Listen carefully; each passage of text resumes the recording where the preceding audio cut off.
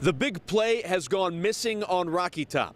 After Tennessee's offense did not have a play go for 20 yards or more last week at South Carolina, the Vols managed just 3 against Charlotte. To put that in perspective, Tennessee's offense had 7 plays of 20 yards or more 2 weeks ago against top-ranked Alabama. We didn't make any explosive plays, and we really struggled to be consistent and run the football. So that's not a very good recipe for success. One of the lone big plays for Tennessee did not even come from the offense and was a penalty away from not happening at all. After Charlotte pinned Tennessee on their own 6-yard line, an illegal formation penalty forced a re-kick, setting up an 82-yard touchdown run from Marquez Callaway, a new career high for the wide receiver.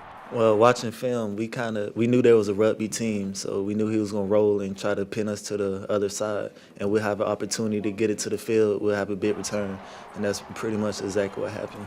Tennessee's first offensive drive went for 6 points in 6 plays.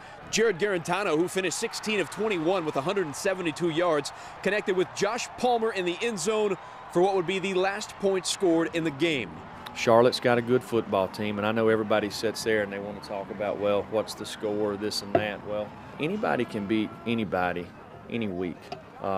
We beat what I think is a pretty good football team. I think and we're very evenly matched. So we found a way to win, and I'm glad we did. Like a lot of the crowd at Neyland, Alontae Taylor was not around to celebrate the win. The freshman's targeting penalty sent him to the locker room in the first quarter, setting up his second ejection in the last 3 games. It's definitely frustrating, especially when you know your teammate or you is not doing it intentionally. I've not seen the play, have no idea if it was targeting or if it wasn't, but I obviously don't know what targeting is, and I don't think anybody does, to tell you the truth. So I think we've got to kind of come to a common ground as coaches, officials, and everybody involved, because we all want the same thing. We want to protect our game. We want to protect our players. That's what we're trying to do. That's what the rule's there for. While Tennessee's passing game, special teams, and defense seemed to be holding up, Tennessee's running game was not. The Vols had -3 rushing yards entering the second quarter and brought their total up to 0 at halftime before ending the game with a whopping 20 yards on the ground. We've struggled to run the football all year, so I don't know why this game would be much different. We've tried to find ways to create, the right numbers in the run game. We didn't do that very well today.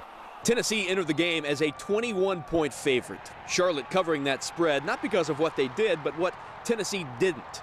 Not even a safety from Kyle Phillips' sack would have helped that cause. Like many, Phillips said after the game, he thought the sack resulted in a safety, but said, hey, I'm not that bothered about it. I'm just happy I got the sack. In Tennessee's case, the Vols just happy to get the win.